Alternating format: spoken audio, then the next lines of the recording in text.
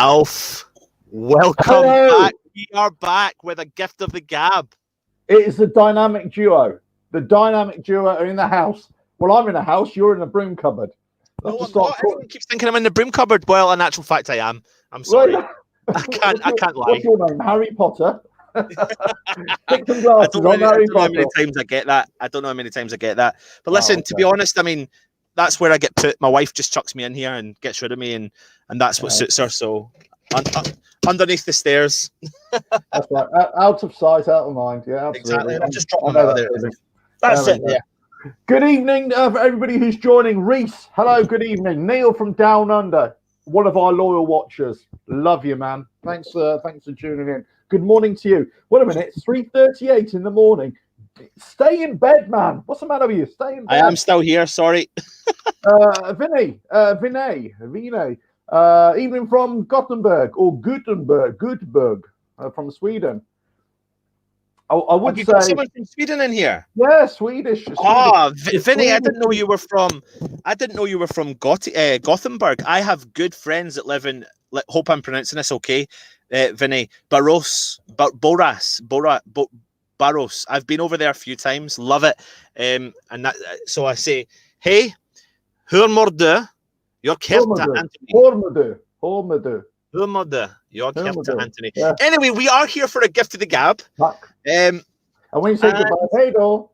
There we go. There's lots to talk about, Alf. Absolutely. Mark Noon, the Geordie Hammer. Good evening. Yes, there is lots to talk about, mate. Lots to talk about. Hold on a minute. What's he saying here? I'm in London. He's a Londoner. Right. Hold on. You're a Londoner. You're from Sweden. Are you a Swedish man abroad? Okay, I gotcha. I've got you now. Listen, just to let everyone know, tonight we are going to be talking a few things, which is very kind of topical, I suppose you could say. It's West Ham's bizarre transfer policy. You know, some of the Allardyce comments that's been made over the past couple of days. I think we all know about the history and some of the transfer deals that were taking place. We're going to be talking about this man. It's just really it's really frustrating. And his interview with Talksport, which we've not really done a video on, to be honest. So, and this is our gift to the gab. Anything goes. We may have a couple of guests coming on as we do the show. Okay. It's getting serious now. The glasses are coming on. There we go. Let's talk West Ham. Let's discuss West Ham. First up then. What are we gonna? I mean, let's address the title of the show: West Ham's bizarre transfer policy. Yeah, it is completely bizarre. It has been ever since I've known it, to be quite honest with you. But and this is pre-Sullivan. Sullivan and Gold, but it's just got completely nuts ever since they took over. Yeah, it's kind of baffling, isn't it? And it's like Allardyce made a statement, and I think we've known about it for a while when he talks about Diafra Sakho when he signed for the club, and he just turned up to training, and Allardyce didn't know anything about it. Yeah. And I think initially at the time, I remember listening to. God, I'm having a nightmare here tonight. I really do apologise. I don't know what I'm doing. 2 seconds. Look, Allardyce has come out quite a few times and talked about, you know, the shenanigans that went on behind the scenes. I mean, you know, lots of people berate and sort of vilify Allardyce for what he was or the kind of football that we played. But, you know, I dare I say, I had a lot of sympathy for him, but I suppose more so now. Since we've learned more and more about our owners, the way they've operated and the way they continue to operate. So when Allardyce comes out and talks about, you know, certain players that just certainly turn up, or, you know, how they interfere, how they meddle in player identification, recruitment, all that kind of stuff, it's not good. It's not a good system that West Ham have got. It's really not, Alf, isn't it? It's like, you know, a lot of people go on about so not a lot of people, some people go on about some of the players we have signed.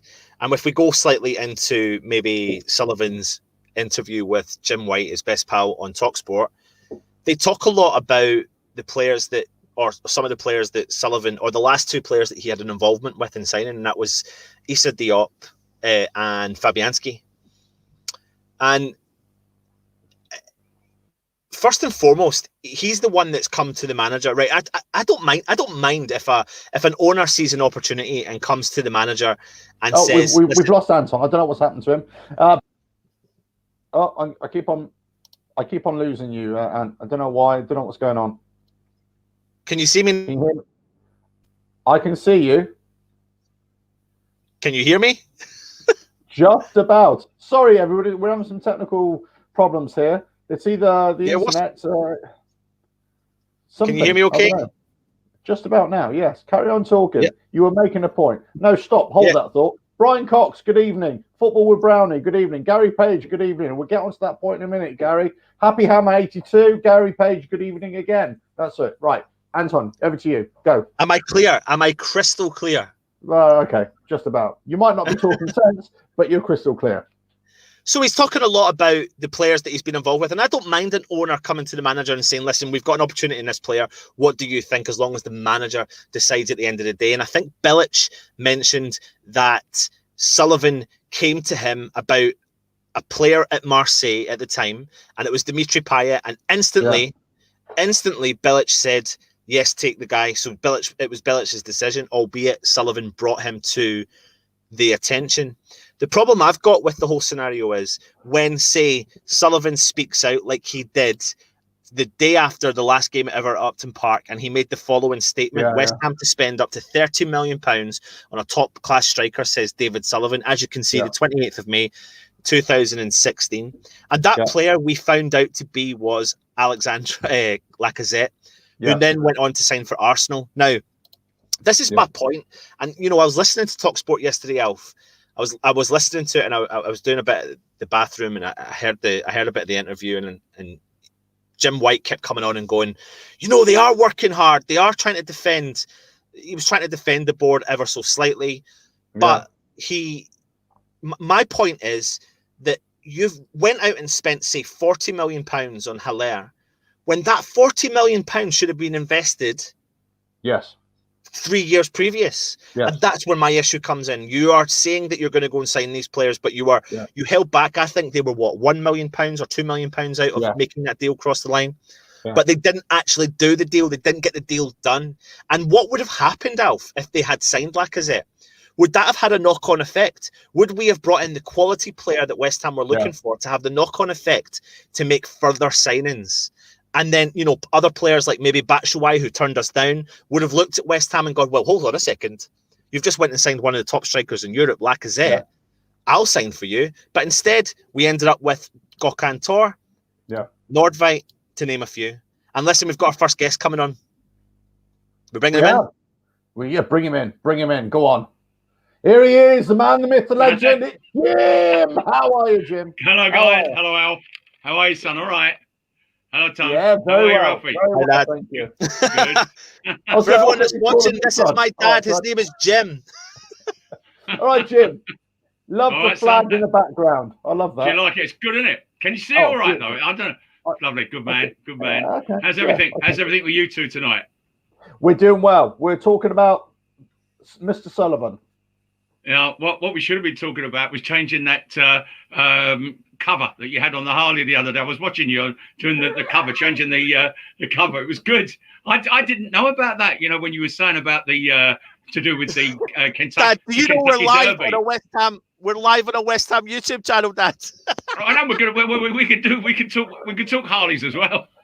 Anyway, I run a motorcycle channel. Everybody, oh yeah, look, West Ham. So David Sullivan. Let's get back on topic.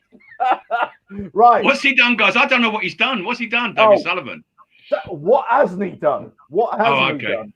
Okay. So, Dad, we're talking about the point about when we changed stadiums, we moved. Me and you went to the ticket office at Westfield to go and purchase the new season ticket. You know, you were made, you couldn't help it. Remember sitting watching that video where you were made to feel amazing. You then believed the point that Sullivan made the next day after the last game ever at Upton Park when he said, we're going to go out and we're going to sign the £30 million striker. I'll bring up the comment that he said. You can see the image there. West Ham to spend up to £30 million on a top-class striker. We missed out on Lacazette by literally a couple of million quid. I know, that was a bad miss, that one. He turned out to be brilliant. Yeah, and we ended up with Zaza on loan, which really didn't work out for West Ham at the time. And the point I was just making was, if maybe Sullivan and Gold had invested the money that they did when they bought, say, Felipe Anderson and Sebastian Haller, literally 2 or 3 windows before it, would that have catapulted West Ham to the next level, because we could have then attracted the better player at that time? Mm-hmm. What's your thoughts? Difficult time. I mean, I think you've covered there quite a bit, from farewell bowling right the way down to where we are just now. Yeah, maybe so. Maybe that would have been the right way to go. Difficult.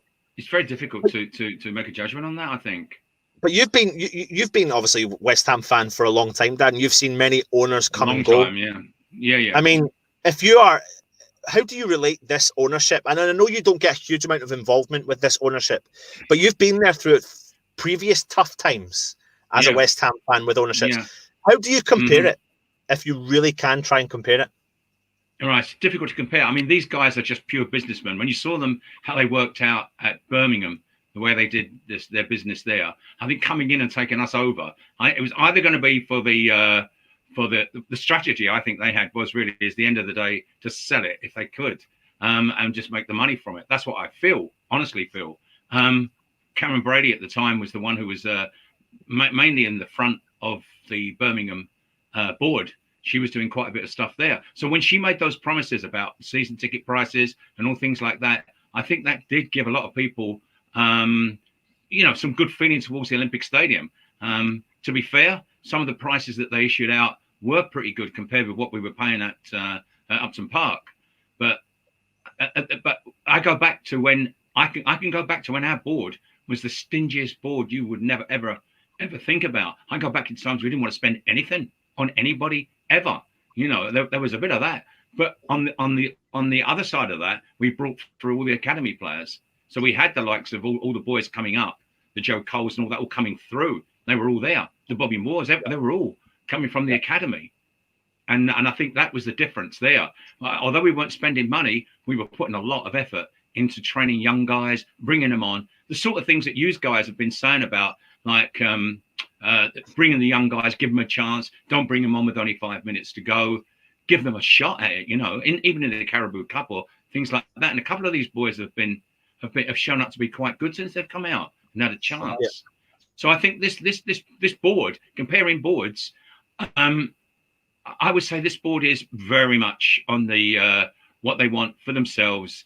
You've only got to look at maybe the amount of salaries that they take when we were going through a pretty time, still taking plenty of money out of the club, and then saying that we were customers and that they'd only sold the Upton Park ground for the amount that they said they did. And I don't believe it, coming from East Ham myself and looking at what the real estate prices are there. I couldn't really get engaged with that one, to be honest. Could you help when you heard what they said that they? I have a creative accounting come into that, I think. Yeah. I think there's been a lot of misinformation, lots of lack of communication from their part, even before the whole run up to the move. Everything that they were saying, but. I look at this like from a business point of view, and I say, right, okay, I'm a business owner and I've got a facility, I've got a warehouse. Then all of a sudden, I get the opportunity to go into another warehouse, which is bigger, but I don't have to pay for. So therefore, my overheads are a lot less. Whilst I don't have an asset, actually my overheads are a lot less. So that means, from a business point of view, I'm either in two positions. Either one, I'm in financial trouble, therefore this will ease my financial costing, my burden, or it will enable me to have a greater profit margin on my business, and I'll be able to reinvest that into the business. And this is exactly what they've done. They've taken Upton Park, the sale of that ground, and they've basically got rid of their overheads, the running costs of that stadium, and they've moved us into a brand new stadium with a bigger earning potential for the future, but they've got very low overheads. But what they failed to do, they just did not invest in the team right away. And that's the problem. The goal has been that it's a traumatic move. And what's happening is the whole club is upset. And you've gone out and bought players that are just not very good when you should have spent big. As soon as you went there, you should have spent big. That's what would have helped. I would agree with that, That's the point. Totally, because what you made the very good point there, Alf, of that when they're going to a much bigger place, fair enough, they're getting that bigger warehouse and they're going for to improve. But any businessman in his own right, he's going to invest money back into that big warehouse. He's either going to stock it up more. He's going to do something when they did not do that. Instead of putting it, a businessman puts it into boxes of this and boxes of that, so as he can resell it and make more profit. But what they've not done is put the money into the players. Yeah, it's a good point. That's right. They have not invested in a future return of the club. What they've done, they've just reduced their overheads, but still taken the increasing TV money, still taken the increased revenue from season ticket holders, and gate receipts. But they're earning not very much, about 5 or 6 million a year, whatever it is, in commercial revenues on match days and that includes the shop. But in general terms, they're not earning. It hasn't been a money spinner like it should have been, and they haven't. I agree with that. Yeah. And they haven't invested properly. So that's why, if your product is on the way down, whatever product it is, if it's on the decline, then it's very hard to turn that back up unless you invest in it, or unless you dramatically improve that product, or you introduce new products to support your business. And any way you look at that, if you relate that to football, they have not done it, and that's why they've blatantly bitten off more than they can chew. If you think about, like you said there, Alf and Dad, about they have invested in players in recent years, but like you said, if you relate it to business, if you just buy for the sake of it, it doesn't make any business sense. No, and that's the signings that West Ham have made, is buying for the sake of it. I still think there's players there that could do a job for West Ham if they are coached and managed in the right manner. But if you buy just for the sake of it to appease the fans, and I'm adamant that Sullivan has made a comment in the past about the Pellegrini, when Pellegrini walked away, and it was like we backed him, but we just bought players because we felt that that's what the fans wanted. But that's the wrong message they're sending to the fans.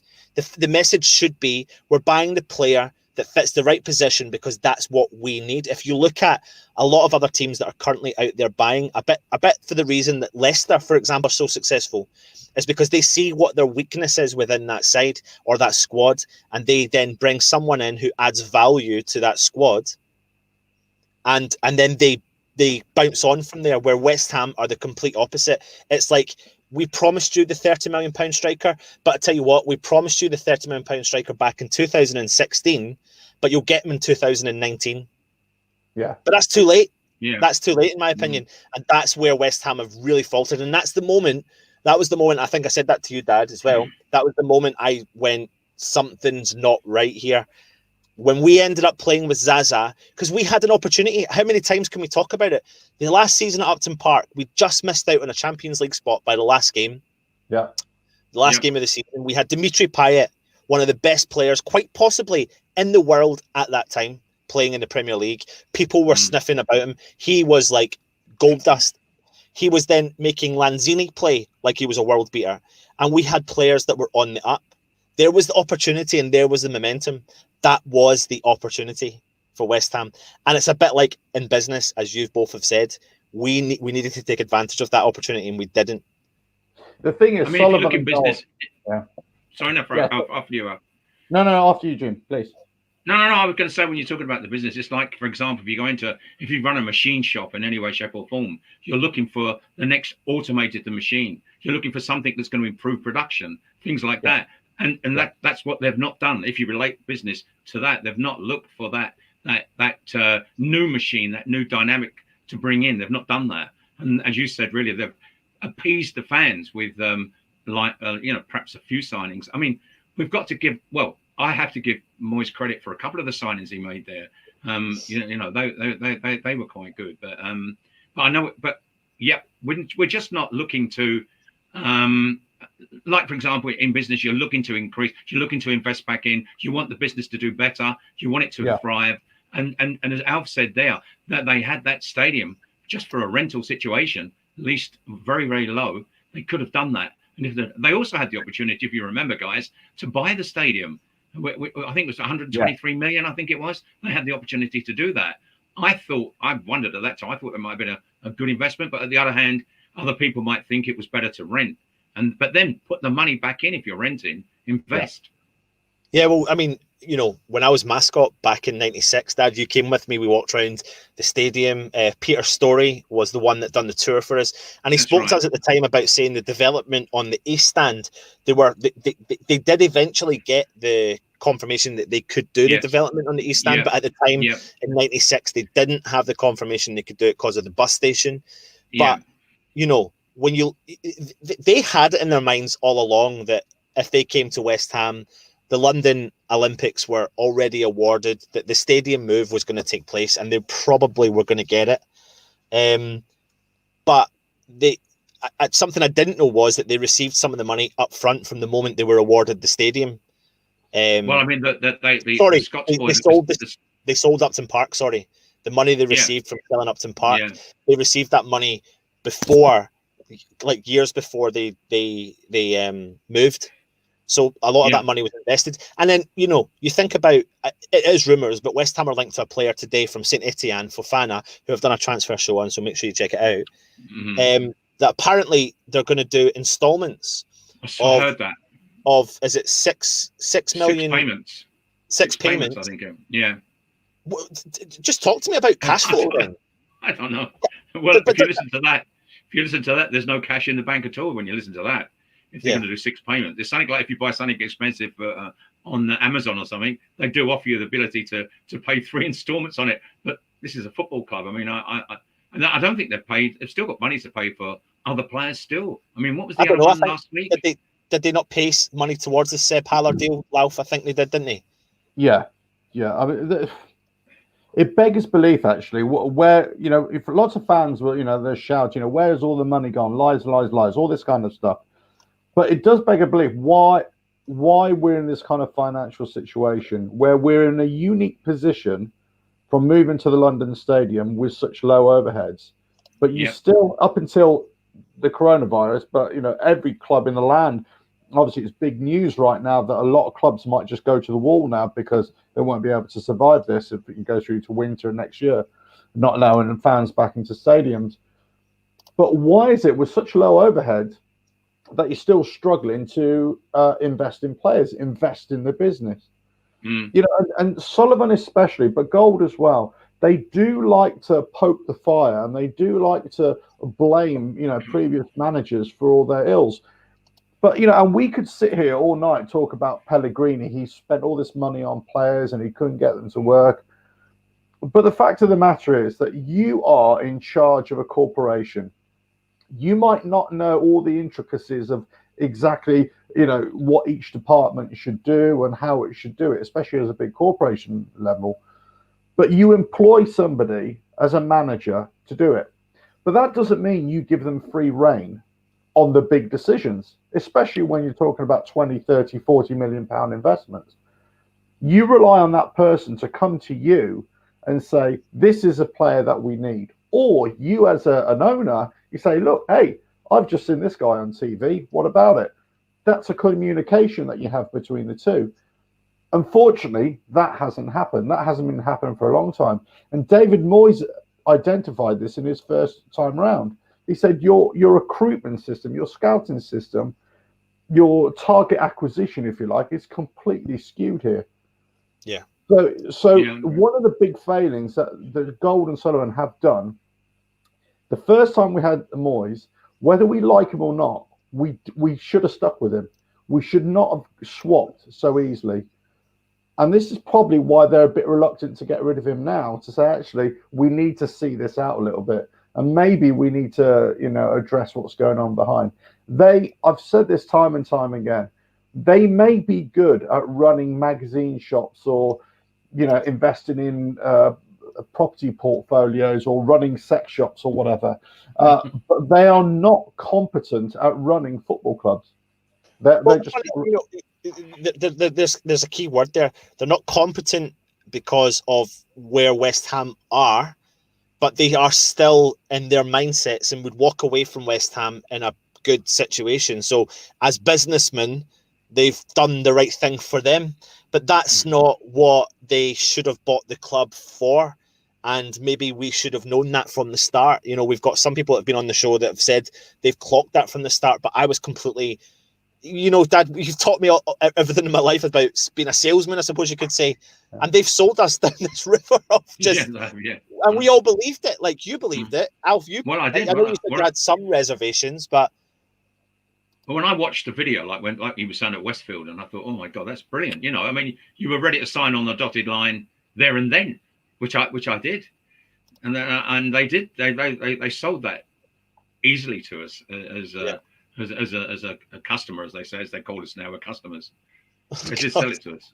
Well, that's what she said. We're customers.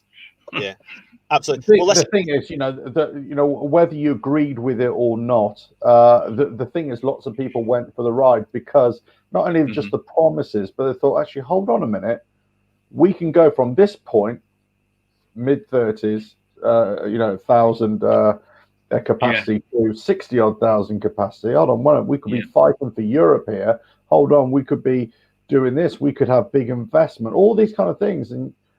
But things were said and people bought into it.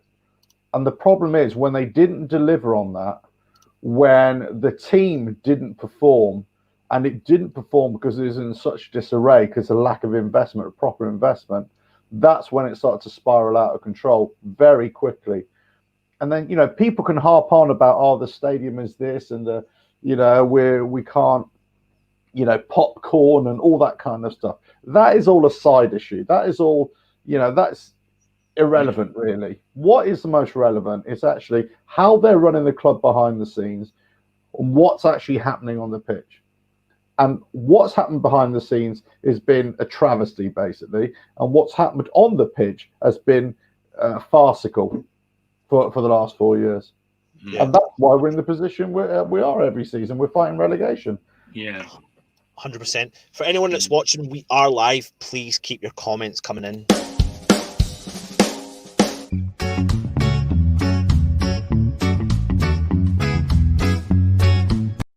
Next up, we just want to talk a little bit about David Sullivan's interview with Jim White yesterday on Talksport.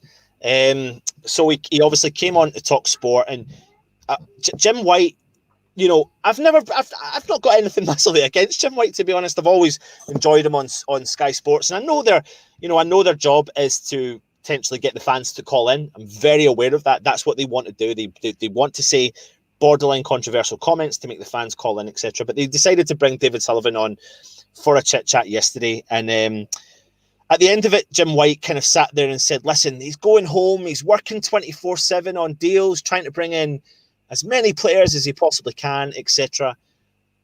But he couldn't understand the fans' opinion and revolt against the board. I remember sitting listening to it, and I remember sitting at the time thinking, I really want to phone in. He's really riling me up. He's completely cocked me hook, line, and sinker. But I didn't phone in. But if I had phoned in, my point I was going to say to Jim White was, Jim White, how many times have you done a section on West Ham's owners? And how many times have you done a section on West Ham's owners where the West Ham fans are just so annoyed and angry and things are going wrong? Now, if that is happening consistently over 3 years, 4 years, and it's happening 6 or 7 times in a season, then there's consistently problems. And each time you come on, you say he's working hard on deals, but he's still not getting any of the deals through. Now, it's all about transparency, in my opinion. You need to have a message across to the fans. The fans want a clear message. I'm very aware we're in a pandemic, and I'm very aware that they are saying that we have to be reasonably careful with money. Apparently, he said yesterday we've got £40 million in the budget. And he's turned around and he said he's not going to go and sign Tarkowski, which I agree with, because he's not worth £40 million. in my opinion. 28-year-old centre-half from Burnley. I do believe Burnley have literally gone, screw you, West Ham. We'll get as much money out of you as possible because we know you will pay it because we've got a history of doing it. But do you get my point about the fact that he has to, you know, Sullivan goes on to Talksport, Jim White has to defend him all the time. It's got to the point now where Sullivan and Gold and Brady can't do anything else proactive, positive for this club. At that point, surely it's a stage where they should go, Amofsky, see you later. Yeah, but I don't think the offers are coming in, Tone. I think they would if the offers, were coming in. I think they would take that step. I must apologise, guys. I didn't hear any of the Talksport interviews, so I can't really comment on it. So I've got to be guided what you were saying tonight. But Jim White, like you, I've known Jim White as a commentator for up here in Scotland before he moved down to Sky. He was always like that a little bit, even up here when he was interviewing people in the Scottish Premier and stuff like that. He was like controversial. That was his style. He always was like that. But he's been liked when he's gone down and been on the main Sky platform. But I'm sorry, I didn't hear the Sullivan one. So I could just I'll slightly just give you the kind of pinpointing messages. He said that he wouldn't get involved in player transfers because the last two player transfers he got involved with were Fabianski and Diop. He said if he got involved again, there would be civil war at West Ham relating to Moyes. He said he doesn't regret the decision to sell Diangana for 18 million pounds. He says that times are tough. There's going to be no more gate money, and that 40 million pounds for the 28-year-old player is not going to happen. And he can't particularly see us signing any players. My second biggest issue with the owners is the messaging that they put across. Their delivery of marketing, I suppose you could say. How many times have we heard them go on about marketing, messages, branding, and you know, they're quite possibly the worst at it. Am I right or wrong here? Well, I mean, they as Al said before, they hooked us into the London Stadium. There's no question about that. So their marketing worked for them there, because we all kind of. I hooked into it, and I thought it was going to be brilliant. But the point that we're making, harping back to it, is that the investment didn't come with that ground. And if that had been the case, then it would have been fine. So as business people, they just did not run the company, the club, like a business. Really, they didn't, and they should do. Even though it's a football club, you've still got to run it. You know. Yeah.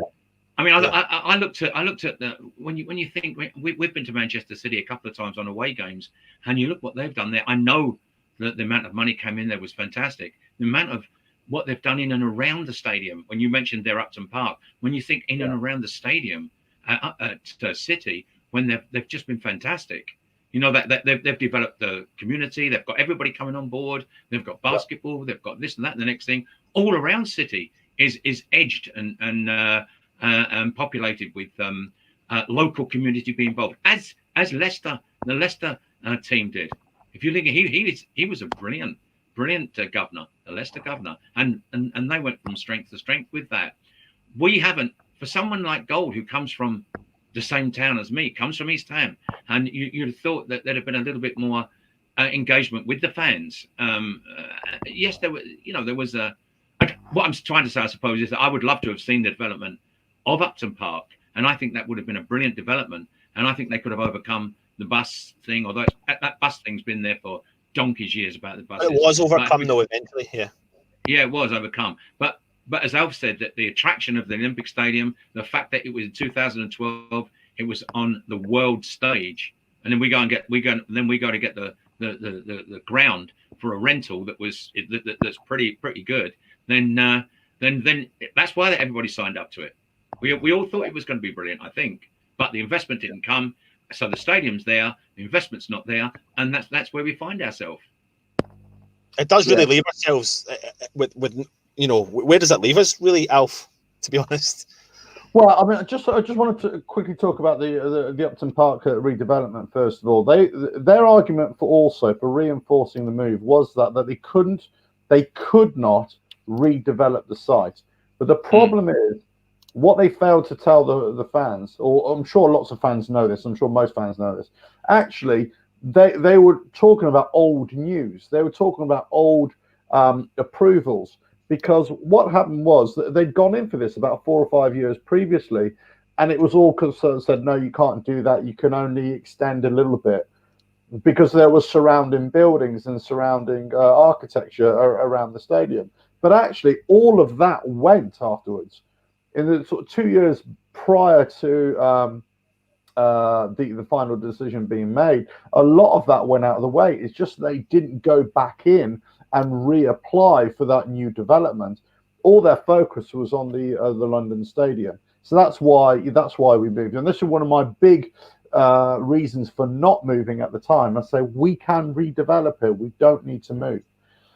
But look, we've gone. We've moved over there. Look, it's like just pouring salt onto the wound the whole time. So we've moved there. We've got to get on with it. So we're there. We haven't invested, and you've got the likes of Gold and Sullivan and Brady, who are the top of our club. They are the ones who own the club, and they're the figurehead of our club. But why, if we are their customers now, this is the question that we've got to ask our owners. Why, if we are your customers in that kind of language, why are you treating us with such disdain? And why are you not even talking to us directly? So my question to anybody out there, my question to David Sullivan and to Jim White, why is David Sullivan giving you an interview? Why is he coming to you and not speaking to the fans directly? Why isn't he not going to the West Ham media team and saying, hey, look, we need to put out a series of videos or whatever explaining to the fan base where we're at, what the financial situation is? They should have been doing it during the transition. They should have been doing it as soon as we got in there. They should be doing this on a regular basis. I'm not saying giving away trade secrets, but what I'm saying is explain what is going on. And this is where they fail completely, not only at running the club, but also the communication with the fans, to the likes of you and I. What the hell is going on? I mean, something came up last night. I mean, just to let you know, because obviously we do the stuff we do. I've not had a chance to speak to you about this today, both of you actually, but Russ, who done the food bank, the raising the money for the food banks, done a show last night. And when he was on the show, he got a lot of his information from the West Ham official website. And some of the information on the West Ham official website was wrong. Their history and their facts that they were given was wrong. But apparently they found out that, and it's not that, but I suppose it lets you know that they are running it as a business, and they've got apparently a young kind of apprentice Tottenham fan, etc., who's running the website. And, when it comes onto the website, you need to be given the right information, because that's where a lot of people are going to go to get your history. You're talking about new young West Ham fans. For me, I was always interested in statistics, history, everything. Used to write it all down when I was a kid. And you go to these places. Well, we didn't have websites when I was really young. But then, the older I got, you did, and you go there to get as much information. You can't, they're not even giving you the right information there. And Alf, you're right. It's messaging.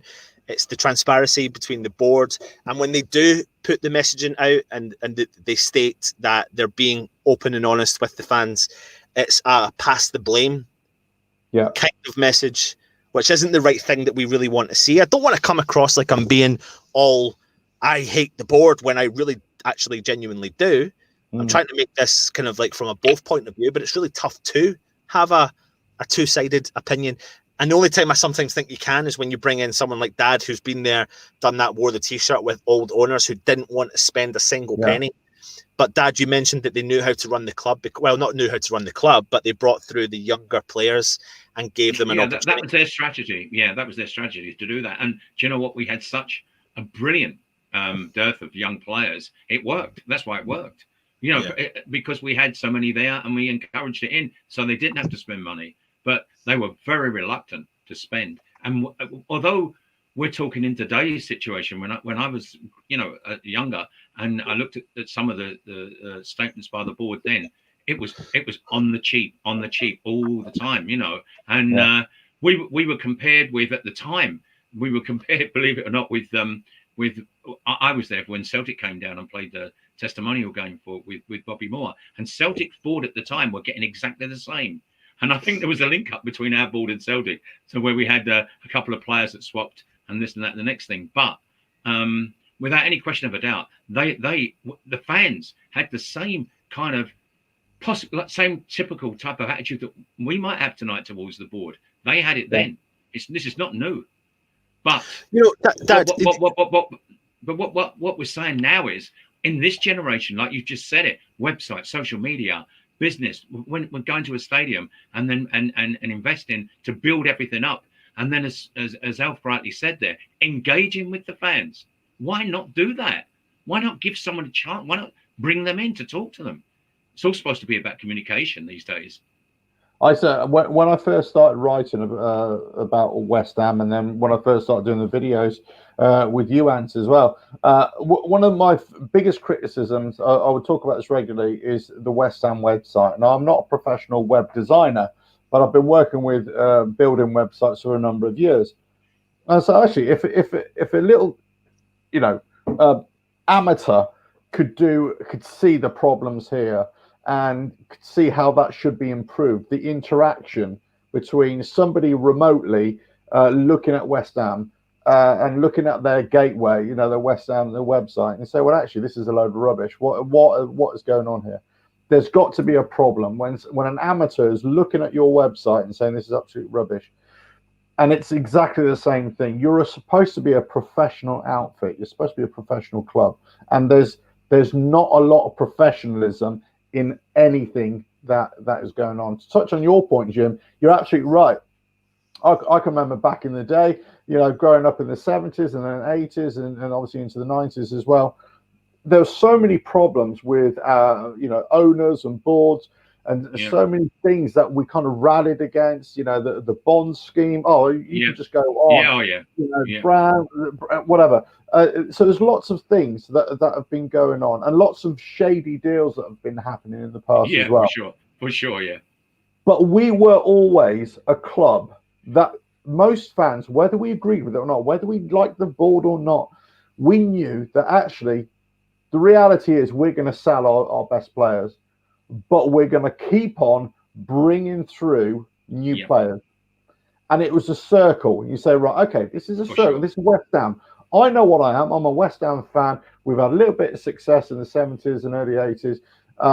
But this is where we're at. We're a circuit team. We're going to go up. We're going to go down. We'll have good years, bad years. But this is where we're at. You ask most West Ham fans of a certain age, let's say, they'd be happy with that. They're happy with that notion, right? The problem is the game has changed. And you can't play that game anymore if you want to, be in the Premier League. So what fans and newer fans are looking at, they're looking at the investment into the Man Cities, the Chelseas and everything.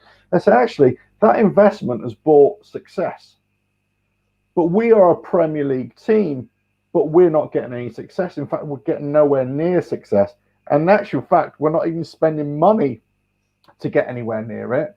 And in actual fact, we've actually got less overheads, less costs than we did before.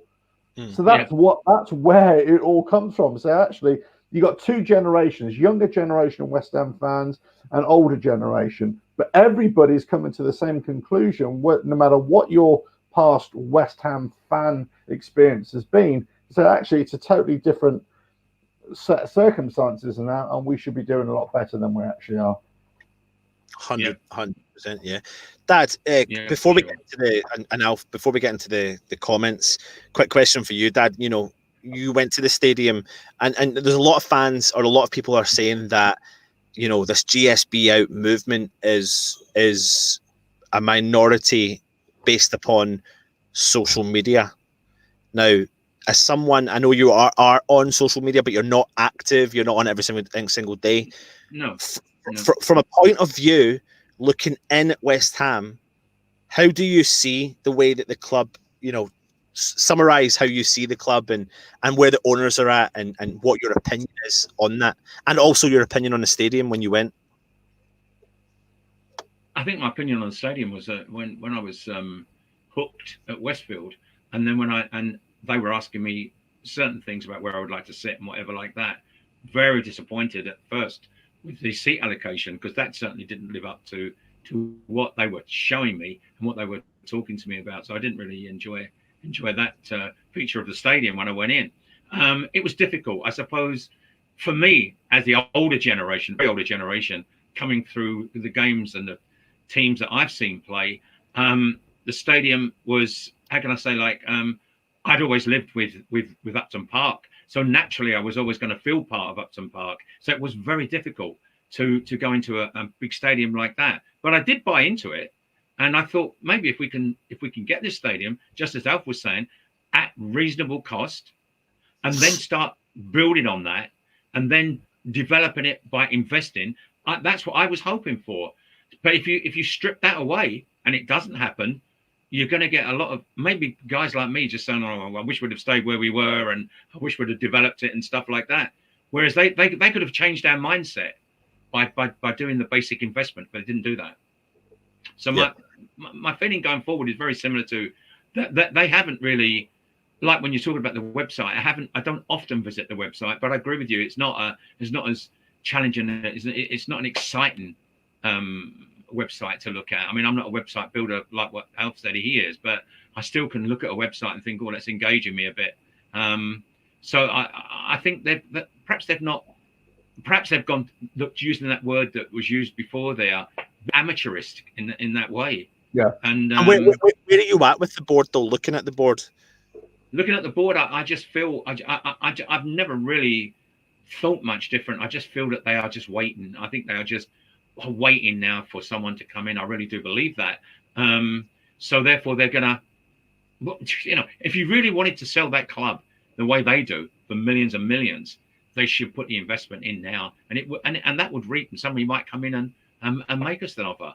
But if they stay as they are, and we don't start to adapt to where we are just now, not only just the stadium, but everything about where we are just now in the current football climate, then I actually feel that no one's going to come in to buy us. However, we would love a big Arab nation to come in and buy us up and stuff. I don't think they'll come in at the moment because they're not.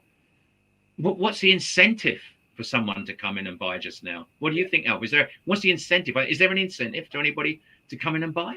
Well, I don't think there is. I mean, that's the problem. That's the problem they're probably facing themselves. And this is something that I would kind of agree with them in some respects. To say, well, we might get offers, but they're not serious offers, or we might get inquiries. But it's about the level of money that they're willing to take, and who would be willing to come in, and what let's not forget here. Just because we get another owner doesn't necessarily mean that another owner is going to be any better. No, it could actually be worse. But we won't know that until that actually happens. But you're right, and football is a depreciating asset at the moment, and so until it actually starts increasing its value, until fans can actually start going to the stadiums again, and it goes back to the normal thing, then it will. I doubt we'll see any investment, and they're not less likely to want to sell until that they don't have to pay any penalties to the stadium owners as well, and that'll be another 2 years, I think, until that contract is up. So it's an interesting one. It'd be an interesting one to see if they do invest properly in the stadium. It'd be interesting one actually when the TV money contracts are reworked and renegotiated, especially in light of no fans being allowed to go to stadiums. Because if that's the case, then football as a whole for the TV companies should be a more valuable asset, because people aren't going to the stadiums, therefore they're going to be watching more football on TV, therefore they're going to be willing to pay more, therefore they'll charge more, TV companies will make more money. That should go back into football. And if that happens, then you might get into a weird situation where football is actually an increase in asset without the fans, because it all just becomes a TV game rather than a personal experience game. And at that point, you might see more investment or more investors and more credible investors in the club. Yep, Yeah, absolutely. Because they'll hit it. They'll hit the investment just at the bottom of the trough as it's starting to peak up, and they say, right, we're going to go in now, and they're going to ride the wave as it comes all the way up. You see. Yeah. Mm-hmm. Shall we jump into, we've been on for quite a while, so let's jump into some of the comments and see what everyone else is saying.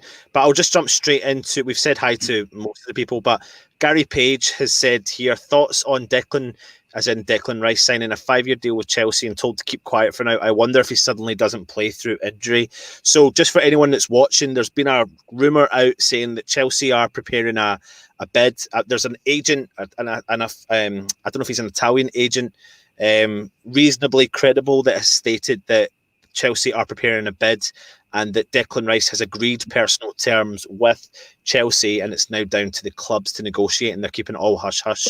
Whether that's true, I have no idea, but how important is it for West Ham not to sell Declan Rice?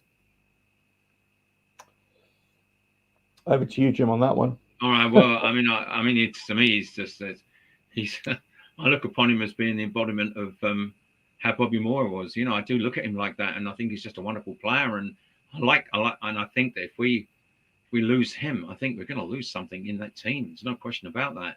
However, if the money comes in and it's going to be a massive bid, will the board be able to resist that? I don't think Declan Rice going. I'd love Declan Rice to stay with us. If he does get sold, if he does get sold, what does that mean? Where does that really put you? I've just mentioned there Ghana.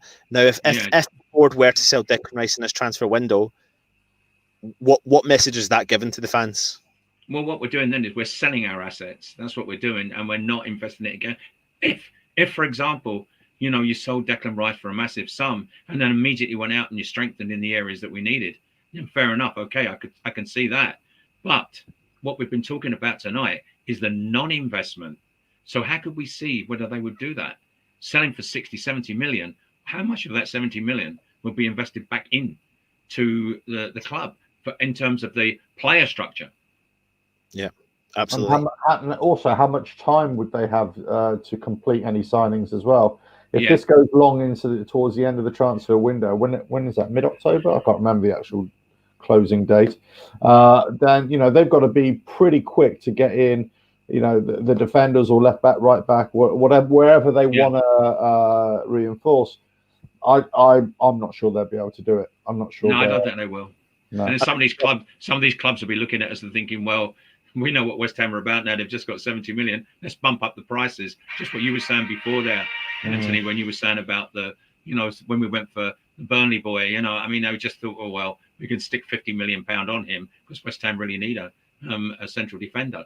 What's the old Crystal Palace owner, Simon Jordan? He's on with Jim White on Talksport, and he made a really clear, valid point. He's like, do you really want, Burnley to bend West Ham over and ram them up home when they know that West Ham will pay a fee for a player that they'll be laughing to the bank for selling Tarkowski for 50 million. Apparently tonight the rumour is that Leicester have bid 30 plus million for him, and I think Tarkowski favours a move there. I mean, there's the other theory is that West Ham can't attract players. That's kind of my theory sometimes, is when West Ham go out there for a player, that we can maybe get the player like Haller through the door and maybe Anderson through the door because it was the best deal at the time, but we can't compete with other Premier League clubs if we're going head to head for a player. I genuinely don't think we can compete. No, we can't. No, we can't. No, we can't. No, we can't. We can't. We can't. No matter what us as a fan base we'd want to spend on these players. The reality is, and again, I kind of understand this completely, is that we should not be buying any player, one, that is not chomping at the bit to want to come and play for West Ham. Because what's the point in having any player that doesn't really want to play for us? What's the point? The second thing is why we should never be spending over the odds for any player. I know it's a difficult market, and I know player value's just gone up and up and up, but we're not that kind of club. And we can't be spending 100% of our budget, if it's only 40 million, on a player that doesn't want to be with us. It's just ridiculous. You know, I agree with that. Absolutely. If we sold Rice, which would be a complete, it would just be a terrible thing for West Ham going forward. Yeah. Right. What that would mean is, right, okay, Chelsea come in, they pay 60 million for Declan Rice, right? They say, thank you very much, we got 60 million. That 60 million is not going to be available for new transfers. Because you have to take off costs off that 60 million. And also then other teams, and this happens to all Premier League teams when they go after another player, especially on the continent. That player is only worth 20 million euros, but actually, because it's a Premier League team coming in, that player is now 45 million euros. And that is the reality of what happens in a cash-rich league like the Premier League. So we wouldn't be spending 60 million pounds on another player. We'd actually have to only have about 40 odd million maximum to spend, and we'd be overpaying for that player. It's just bad business. Full stop. 100%. Vinny is saying, is there any other Premier League club with similar weird transfer policy? I really can't see it, to be honest. And, you could sit here and slag off Newcastle all day long and Mike Ashley all day long, but they still went into the transfer market and bought 2 or 3 4 quality additions to the squad. So I don't really know if there is other ones out there. Truth Baxter Sullivan basically said Moyes wants to spend too much for his target players, so he'll get what I give him and it will be on the cheap. One reason why Sullivan does the wheeling dealing of players because he gets a massive commission for transfer. Peter Jones, he's just said that again, yeah. And then Peter Jones says, I hope Gold gets his share, maybe not Sullivan, as a greedy little bugger. I think it is definitely the Sullivan effect, really, isn't it?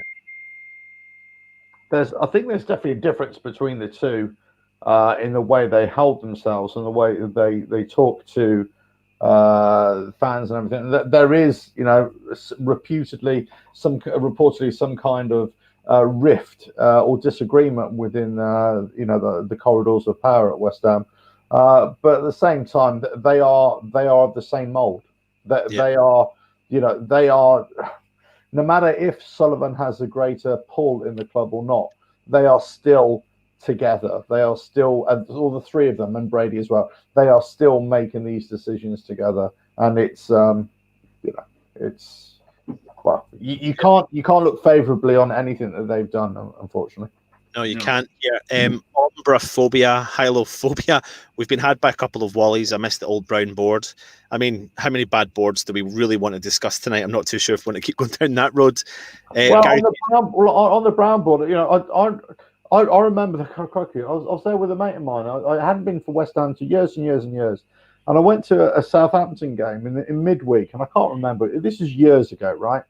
And we were all stood outside protesting against the Browns. At that time, it was so this kind of thing happens all the time in any club. There will be a period where you're really upset with the board or the ownership or whatever. But this is different now. This is a completely different set of circumstances now. This is almost like that we have been defrauded out of our club, and the fan base have been told something that just isn't true, and they continue to be told lies upon lies upon lies. 100%. Gary Page, Moyes was out of football for a long time. He would have had his targets already. He brought 2 in, and he hasn't been allowed to bring in who else he wants. How can they say no looks at the last 2 he brought? I mean, 2 good signings in Bowen and Souček. Can't deny that. Truth Baxter, Vinay, I still think Bilic could have been a good manager for us last season at Upton Park. Brilliant. Moved to the new stadium. First year was always going to be hard. They should have kept him. And I think there's a telling story in that about consistency and keeping managers, where West Ham, since this board have been in, I can't remember the exact stats, but we had something like 10 managers in our whole lifetime. And then suddenly these lads have come in and have literally doubled our manager intake from, is it Curbishley, Pardew, Zola, Grant, Allardyce. You nearly there. But West Ham are not alone in that, though. I mean, No, the thought of relegation for any Premier League club now is just too much to even accept. Relegation is just not acceptable. No. And they will pull the trigger on any manager. I mean, we've got to think that we are in a sorry state. I tell you what, I would not want to be a Watford fan. Where they're constantly changing their managers every 3 months for Christ. I mean, that's just ridiculous. And they still went down. They did, yeah. Brian Cox is saying if GSB can't afford to run the club, then they should sell up. You invest every year in players that improve the team, and it's obvious they don't. That's why we're in a mess we are in. Yes, Brian, completely agree with that. Yeah, I do as well. Andrew, GSB's glass ceiling is to operate at championship level. It's where they best operate. They haven't had the money, intelligence, or foresight to mix it with the best, hence the fallout of what we are seeing. I do agree with you, Andrew, and I do think they have hit their ceiling, to be honest. And if they see that, and like Dad said, maybe they haven't had the right investors or people bidding for the club, but there are ways and means of getting people to buy the club. They could put the message out there on that market and let people know that they're interested in selling. Whether or not they've done that, I don't know. Maybe Well, I know a certain Hollywood actor who's actually in the running to buy Wrexham. Maybe he can come and buy. Maybe he can come and buy West Ham instead. Yeah, with his consortium. Let's have a. We need someone from Hollywood anyway, don't we? Yeah, we need a Hollywood star coming in. We need a fairy tale. That's what we need. Absolutely. Peter Jones, Sullivan and Gold are squandering West Ham yearly income like two little kids.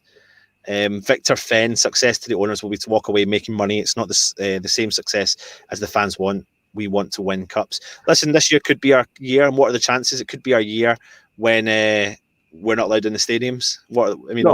Look, let's just talk about this for a minute. Like, let's just talk about this. We talk about the squandering money because this is what a lot of the fans would say. The fact is, they're squandering money because they're paying, average players or average or underperforming players way too much money. So let's just say the last sort of 2 League Cup games that we've had, a Carabao Cup game, we've seen the youngsters come in or the second tier team play. And they've been playing some great football. I've really enjoyed watching. I actually enjoyed the Arsenal game as well, where we played. We've got the players there. We've got the players in the academy, not the academy, the under-23s, I should say. Well, maybe let's just get rid of some of our dead wood and just concentrate on these young players that we're not playing very much. And maybe our wage bill will come all the way down, our profit margins will go up, and we can start properly reinvesting in quality, hungry players who want to play for us. How about that? Yeah, I 100% agree with that. It's just that we should do that. Yeah, I think it might. Yeah. It's a stab in the dark. I don't know. No, but it's a good stab in the dark. I'd love to see that. Give them a chance. You're right. 100% right. See if we can get back to that youth and bringing them in and giving them a chance. Dear Ghana, I just can't get my head around that one. That's really can't. This is where the whole system breaks down. Just very briefly on the Ghana sale, like the fact, my argument and annoyance at the Diangana sale comes to the point that we should not be in the situation where we had to sell Diangana. Now, I'm not overly upset at the Diangana sale because I genuinely don't know if Moyes fancied him and or Pellegrini fancied him and or did he have the ability to potentially make it in the league. He may have, and he may show it for West Brom, and I really hope he does, and I really hope. And I'm not saying he was awful. I'm not saying that by no means whatsoever. But what I'm saying is that we should not be in a situation where we have to sell our talent. We should be able to see for ourselves if he can make it in the league and not sell him to make the money for the back into the club. And that's my argument and disappointment on the sale for Diangana. It really does go against everything that the club promote, say, do. And yeah, money spoken, and they just sold up one of their young assets that could be a world beater, but we never know. We never know. What is the fabric of West Ham? As a young lad, I was coming up, and Jim, you're probably the same as well. You're coming up and saying, actually, This is a club. We are a club who bring youth through. We give them a chance. 100%, yeah. And we make them into, well, world-class players, let's say. They can win a World Cup. They can win FA Cups. They can go to Cup Winners' Cups and win those. Yeah. They can get far. Then all of a sudden, it just stops being that. And it's a gradual decline. 100%. What we supposed? Sorry, what are we called? You know, West Ham United, the Academy of Football, or we're talking what? A nonsense team. We're a nonsense club. Yeah, and that's what we're in now. That's exactly it. Sorry, no, listen. We've been on for over an hour, and myself and Alf, we're going to go and do another video after this. So, shall we call it quits for the evening? Listen, thank you so much for tuning in. That's been our gift to the gab. West Ham's bizarre transfer policy. West Ham's circus continues. We've got I don't know how many, about a week and a half-ish to go for the transfer window till it closes, till it slams shut. West Ham are still the only Premier League club that haven't signed a player. Although it's not about just signing any player, it's about signing the right player. And there are players out there that West Ham could go and sign within their budget. And I really hope they do bring someone in, because we do need to add value into the squad. And we've done loads of transfer videos over the last couple of months, so go and check them out. Alf, you've got a couple of videos on the channel. We've got West Ham Weekly. We've got previews coming up. We've got the preview coming out for Wolves tomorrow. So make sure you check in on the channel for tomorrow night. We've got a match day live on Sunday night for the Wolves game as well. And then I think Stell's putting out his West Ham Weekly on the Monday rather than the Sunday. So yeah, get your comments in. Let us know what you think on what we've said tonight. What do you think on Sullivan's interview with Jim White? What do you think on the sale from Diangana? And what do you think of Sam Allardyce's comments on the board and the way in general West Ham are ran? Dad, any last parting words for the channel? No, I think we've just got to. I enjoyed coming on tonight. Thanks very much for the invite. And no, that's just we've got to keep optimistic. That's the only thing we can do. Try and be optimistic and see what we can do. Back to Caribou Cup. Trouble is, we've been saying that for the last few years, and we can't seem to get up there, But hopefully we will. So I wish you well. Are you doing a show now? Are you doing another review? Are you? Yeah, fine. Review. Okay. Yeah. Well, I'll take my leave of you two then. Alf, nice to see you, Alf. And I'll be watching Revelator. Oh, guys, a shout out for Revelator Alf. If you like your motorbikes, Revelator Alf. I'll see you later, guys. That's right. Shy Alf. Oh, bless you. Bless you. Alf, see you later, guys. No, cheers, Jim. No, absolutely not. I mean, I think we said it all, haven't we? We said it all in what is a problem with our club, really. Okay, listen. Right above me there, he's been Alf. Right there is my dad. I'm Anton. This is Ange United. Subscribe, like, comment, and we'll be back soon for our preview.